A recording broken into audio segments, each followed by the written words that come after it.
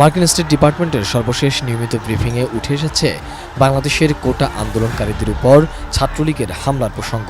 সোমবার এই ব্রিফিংয়ে উপস্থিত এক সাংবাদিক জানতে চান, বিগত কয়েকদিন ধরেই সরকারি চাকুরিতে কোটার বদলে মেধাকে মূল্যায়নের দাবিতে আন্দোলন চালিয়ে আসছে বাংলাদেশের সাধারণ শিক্ষার্থীরা। ক্ষমতাসীন দল আওয়ামী লীগের ছাত্র সংগঠন বাংলাদেশ ছাত্রলীগের নেতাকর্মীরা শিক্ষার্থীদের উপর হামলায় ঝাঁপিয়ে পড়েছে।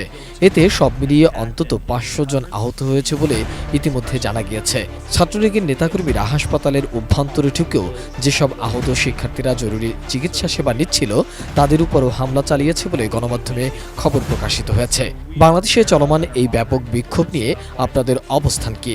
Aware of and are monitoring reports of widespread student protests in Dhaka and around Bangladesh that জবাবে মার্কিন মুখপাত্র মিলার বলেন, বাংলাদেশের ঢাকা সহ বিভিন্ন জায়গায় ব্যাপকভাবে ছড়িয়ে পড়া শিক্ষার্থীদের বিক্ষোভের বিষয়ে যুক্তরাষ্ট্র অবগত রয়েছে। আমাদের তথ্য মতে এই বিক্ষোভে এখন পর্যন্ত 2 জন নিহত এবং হামলায় শত শত বিক্ষোভকারী আহত হয়েছে। এই আন্দোলন নিয়ে বাংলাদেশে কি হচ্ছে তা যুক্তরাষ্ট্র পর্যবেক্ষণ করছে। মিলার কোটাবিরোধী আন্দোলনকারীদের উপর হামলায় ক্ষতিগ্রস্তদের প্রতি সমবেদনা প্রকাশ করেছেন।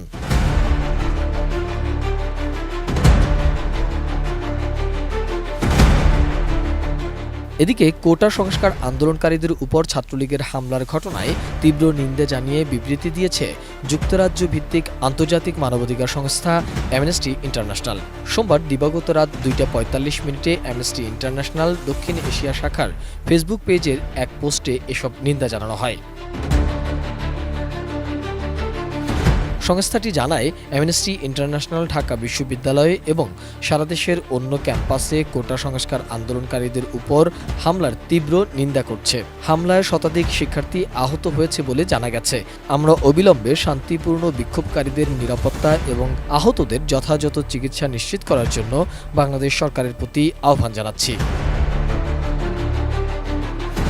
ওই পোস্টে আরও লেখা হয়, বাংলাদেশকে অবশ্যই আন্তর্জাতিক আইন ও নিজস্ব সংবিধানের অধীনে জনগণের মতপ্রকাশের স্বাধীনতা এবং শান্তিপূর্ণ সমাবেশের অধিকারকে সম্পূর্ণভাবে সম্মান করতে হবে। তাছাড়া সোমবার এসব হামলার ঘটনায় তীব্র নিন্দা ও প্রতিবাদ জানিয়েছেন বিরোধী দল বিএনপির ছাত্র সংগঠন ছাত্রদলের নেতারাও। সংবাদ মাধ্যমে পাঠানো এক বিবৃতিতে সংগঠনের সভাপতি রাকিবুল ইসলাম রাকিব ও সাধারণ সম্পাদক নাসির উদ্দিন নাসির বলেন, নির্দলীয় নেতৃত্বে দলমত নির্বিশেষে দেশপ্রেমিক শিক্ষার্থীদের অংশগ্রহণে চলমান বৈষম্যবিরোধী আন্দোলনের সঙ্গে জাতীয়তাবাদী ছাত্রদল পুনরায় পূর্ণ সংহতি ঘোষণা করছে।